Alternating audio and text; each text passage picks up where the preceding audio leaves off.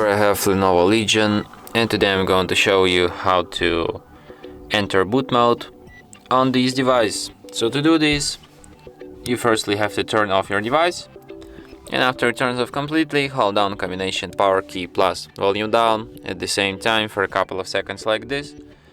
And as soon as the screen turns on, release power key and keep holding only volume down. And after that you will end up in the boot mode. So here in the boot mode you can navigate using volume keys and select using power key. And you have such options as start, restart bootloader, recovery mode and power off.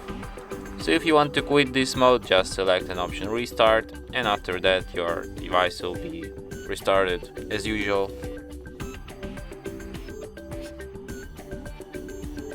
And that's it.